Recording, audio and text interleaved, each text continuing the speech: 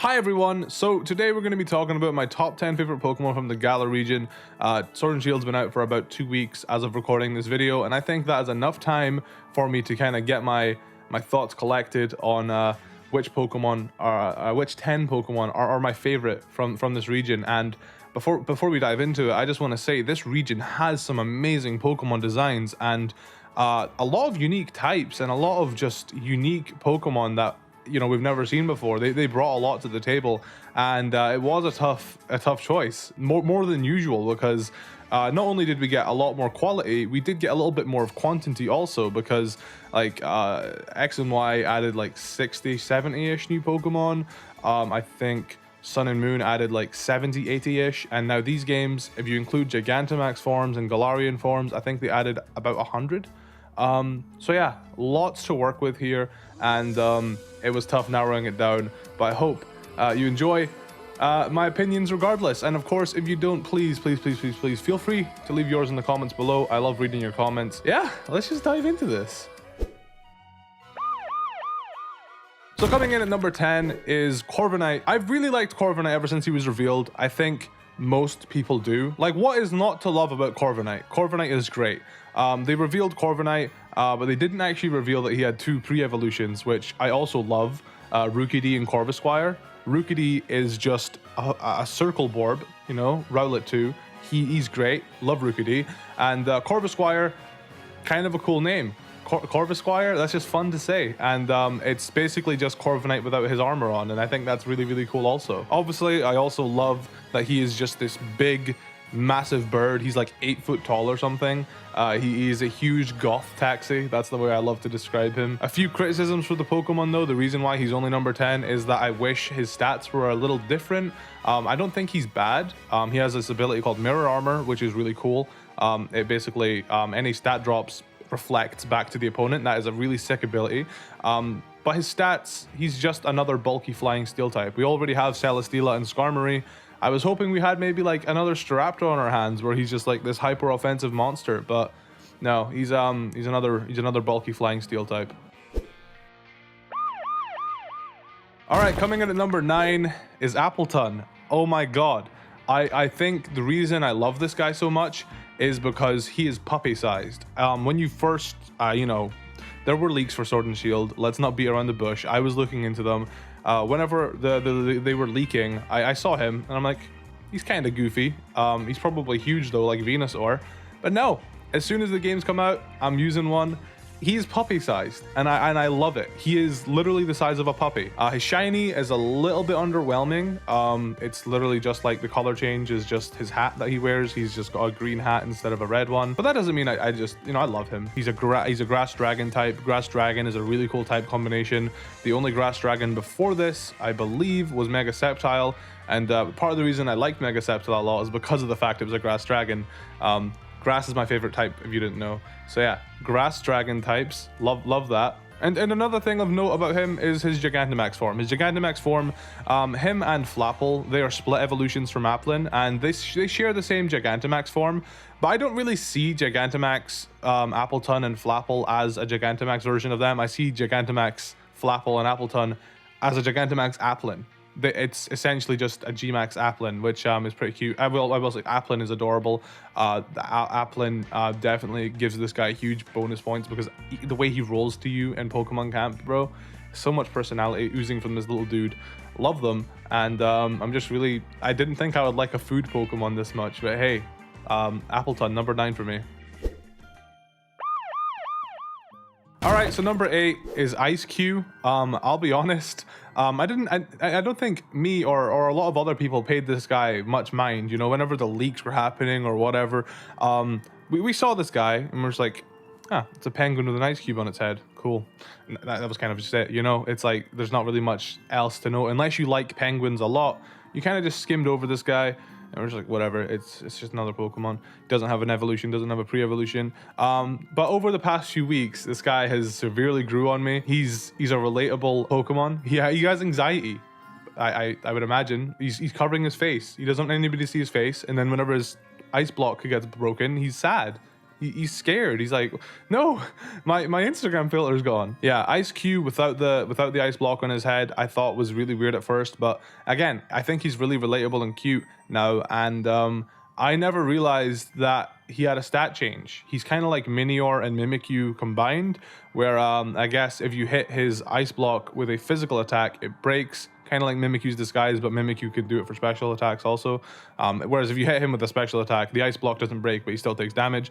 So yeah, it's a weird fusion of Minior and Mimikyu, because when he loses the ice block, he changes his stats. He goes from being bulky to having super high speed. It's like base 130, which is faster than Shaman Sky, my favorite Pokemon. I think Shaman Sky is 127. He's faster than Shaman Sky now, and he doesn't have very high offensive stats to write home about, but he learns Belly Drum. This Pokemon is ridiculous and hilarious, and I love it, and it's got a really nice shiny also. So yeah, Ice Cube number 8. All right, coming in at number 7 is Grimmsnarl. Wow. This is exactly what I wanted from Impidimp. I remember always saying, I really want this huge monster to come from Impidimp. I don't want Impidimp to be Sableye 2, where it's just this little prankster user.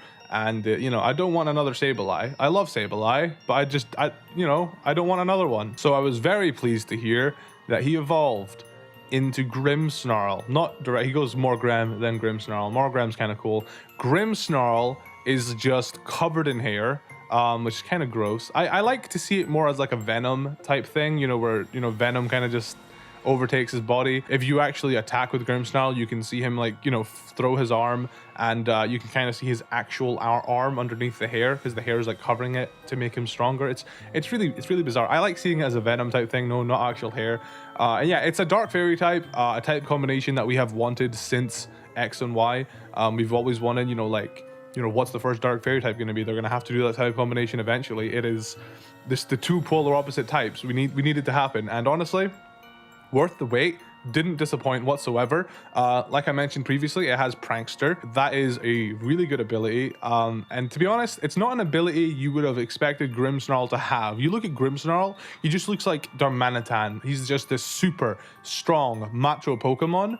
But when you actually get to his stats, he's not. He is strong, but with Prankster and the movesets he learns, he can be used as like this really nice support offensive set, which is quite unique and just not what you would really expect from Grimmsnarl. With Grimmsnarl, you'd probably just expect this huge like bulk up sweeper or like, you know, something just super strong and overpowerful.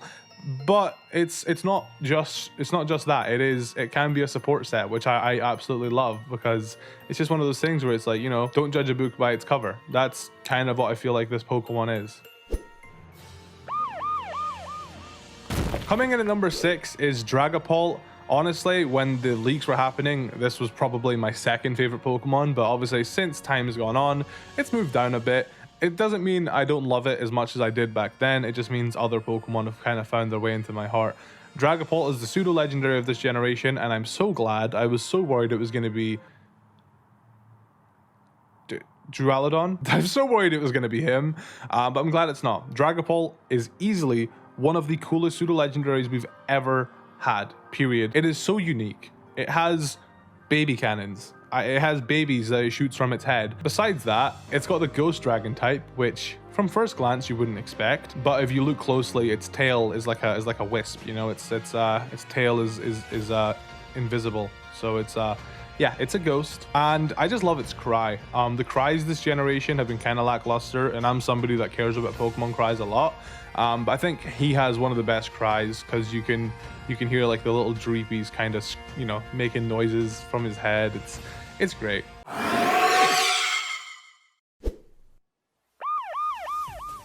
Coming in at number 5 is Dreadnought.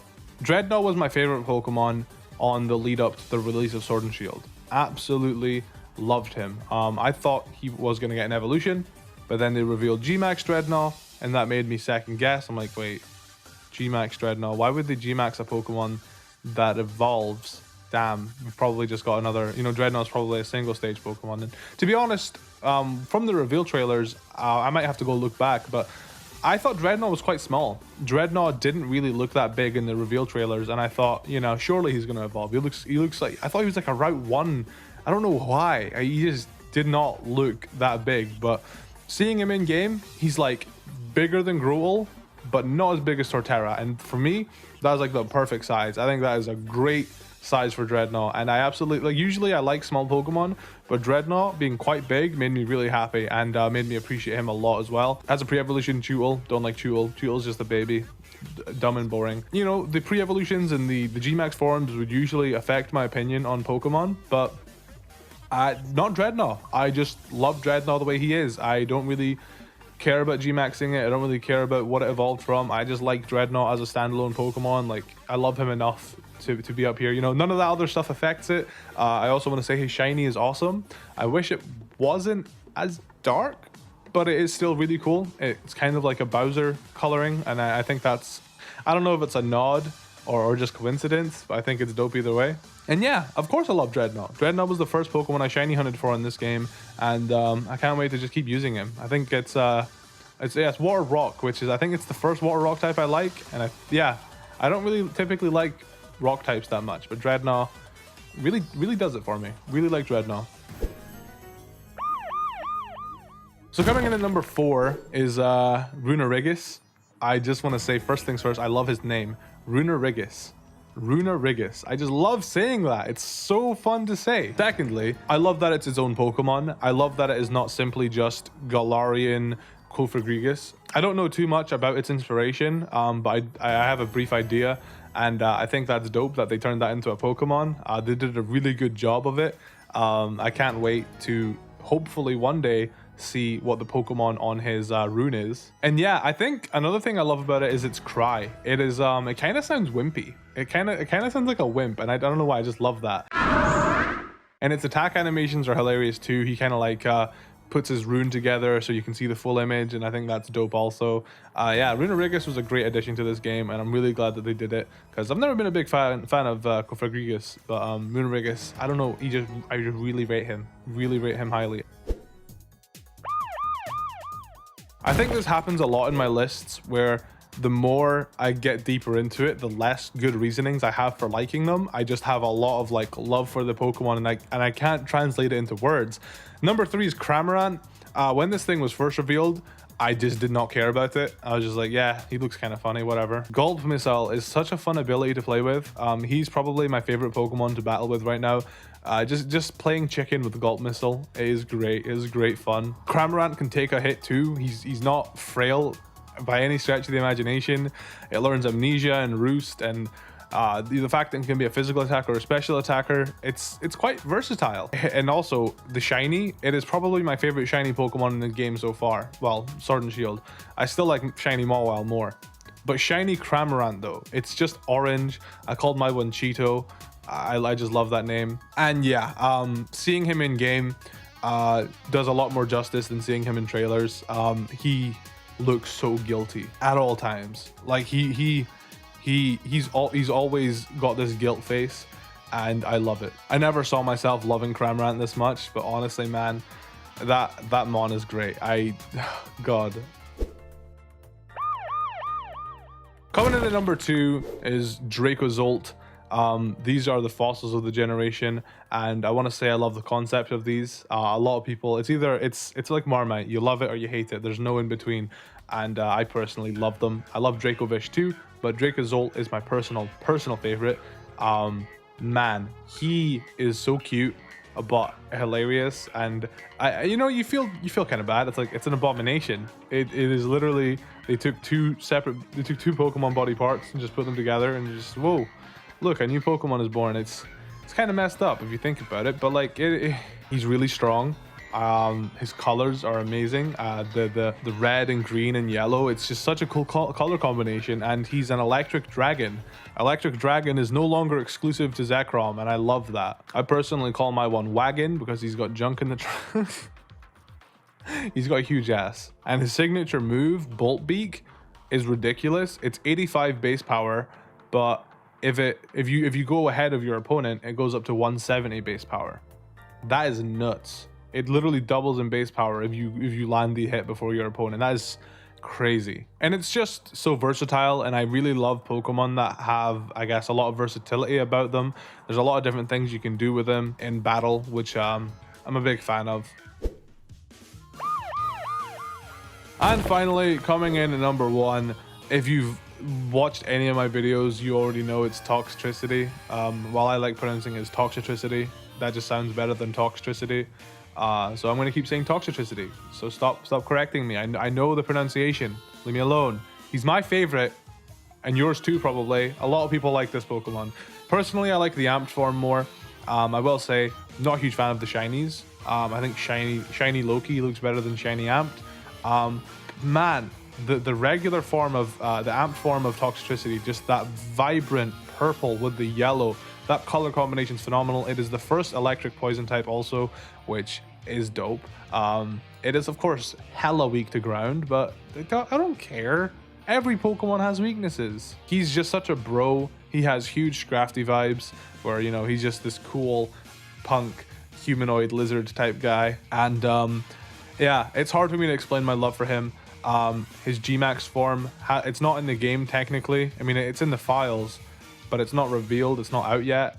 And bro, his Gmax form, it's my favorite Gmax form. You know, it's dope. It is such it is amazing. It combines both Toxicities and just puts them into like one. And the Pokedex entry for it is terrifying. I believe the Pokedex entry says something along the lines of the fact that its mind is poisoned and it's just going on a rampage now. It's just an insane Pokemon. And also, that Pokemon we thought was Eternatus on the hill, it's Toxicity. It's 100% Toxicity. And the Pokedex entry saying that it, you know, the poison in its brain is making it go on a rampage backs that up. So yeah, Toxicity. There's also 2 statues of him in Hulbury, in the second gym town, near the lighthouse. There's something about, you know, he's a lighthouse savior as well or something. I just love this guy. He's kind of like this generation's Lucario, I think, or Zoroark, but he's not, his design isn't typical. It's not like a typical, oh, this was made for fans. Like, he's a Pokemon where, like, I didn't think a lot of people would like him, but man, he's cool. And yeah, his stats, they are a little bit underwhelming, but I think his ability and his cool type combination make up for it, because, you know, he can't be paralyzed, he can't be poisoned. His ability Punk Rock boosts sound type moves, which Overdrive is a electric 80 base power sound move. So, you know, and they also added this new item basically for him called Throat Spray. So yeah, he's getting a lot of good treatment this generation. Well, I mean, this is the one he's introduced in. He's getting a lot more love than the typical Pokemon, and I personally think he deserves it. I think this is probably my favorite Pokemon design ever. I would not be surprised if in a few months from now I come to you saying Toxicity is now past Shaman Sky in my favorite Pokemon. I just love him that much, and it is hard to explain it. He's just great. And yeah, that is my top 10 list of favorite Pokemon from the Galar region. Sorry if I rambled a little bit too much. I've just got so many good things to say about all these Pokemon. Yeah, I never expected my list to turn out like this. But of course, let me know yours in the comments below. I'd love to hear what you got to say. I'm not sure if this list will change. I think the only ones that could maybe change are like the bottom 3.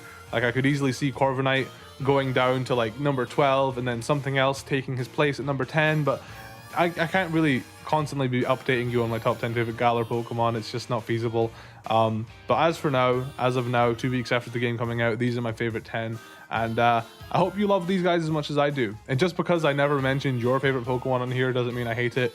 I'll be honest right now, the only Pokemon I hate from Galar is Colossal. He is a huge disappointment. Why couldn't he just be a train? Thanks for watching.